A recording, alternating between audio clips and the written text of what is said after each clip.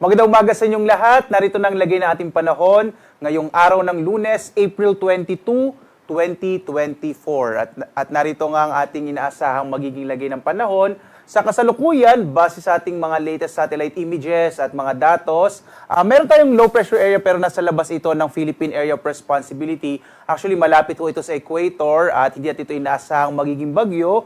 Pero yung mga kaulapan, kasama na yung trough o extension nito, ang siya magdadala ng mas malaking tsansa ng mga pag-ulan, partikular na sa bahagi ng Basilan, Sulu at Tawi-Tawi. Inaasahan naman natin sa mga sunod na oras o within the day, pwede nga malusaw naman na yung itong low pressure area na ito. At samantala, ang ridge o extension ng high pressure area ang siyang nakaka-apekto, partikular na dito sa may silangang bahagi ng Luzon. Kaya makikita ninyo dito sa ating satellite images, halos walang masyadong kaulapan dito sa may bahagi ng Luzon. Isa ko kasi sa indikasyon niya ng high pressure area, hindi masyadong nabubuo yung mga kaulapan. Kaya mainit na panahon pa rin ang mararanasan, partikular na dito sa may Luzon at Kabisayaan. May mga tsansa pa rin ng mga pulupulong pag-ulan, pagkidlat, pagkulog. May mga na-monitor nga tayo ng mga thunderstorms, partikular na dito sa may bahagi ng Samar, Leyte, dito sa may area din ng Caraga. Ito ay mga localized thunderstorms lamang. So within the week malit yung chance na magkaroon tayo ng bagyo sa loob ng Philippine Area of Responsibility.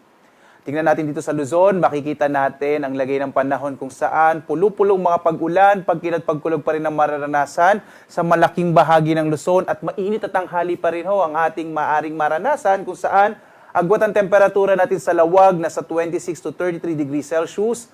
Sa bahagi ng Baguio, 16 to 27 degrees Celsius. Sa Tuguegarao, aabot hanggang 38 degrees Celsius. Sa Metro Manila naman, 26 to 36 degrees Celsius. Sa Tagaytay, 23 to 33 degrees Celsius. Habang sa Legazpi, nasa 27 to 33 degrees Celsius. Dumako naman tayo sa Palawan, Visayas at Mindanao. Dito nga sa may bahagi ng Palawan at Kabisayaan, mga pulupulong pag-ulan, pagkilat pagkulog din ang mararanasan kung saan yung agwat ang temperatura sa Palawan, partikular na sa Calayan Islands, 26 to 34 degrees Celsius. Sa lungsod naman ng Puerto Princesa, nasa 26 to 34 degrees Celsius. Sa Kabisayaan naman, dito sa Iloilo, ang agwat ang temperatura natin, 27 to 33 degrees Celsius. Sa Cebu naman, 27 to 32 degrees Celsius, habang sa Tacloban, 26 to 33 degrees Celsius. Mas malaki naman yung tsansa ng mga pag-ulan sa may bahagi ng Basilan, Sulu at Tawi-Tawi, dulot nga nitong trough o extension nitong low pressure area, habang sa nalabing bahagi ng Mindanao, mga isolated rain showers and thunderstorms ang mararanasan. Agwat ang temperatura sa Zamboanga, 24 to 35 degrees Celsius, yan sa Zamboanga City.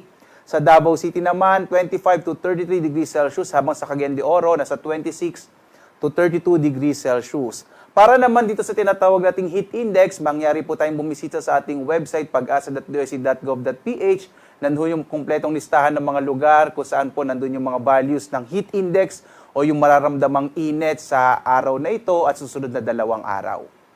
At narito naman, makikita natin, wala pa rin nakataas na gale warning. Ibig sabihin, ligtas pa rin pumalaot ang mga sasakyang pandagat at maliliit ang mga bangka sa mga baybayin ng ating bansa. Hindi natin inaasahang magiging malakas yung mga pag-alon kaya ligtas na pumalaot yung mga kababayan natin. Iba yung pag-ingat na lang kapag meron tayong mga thunderstorms, maaaring biglang lumakas yung alon ng karagatan.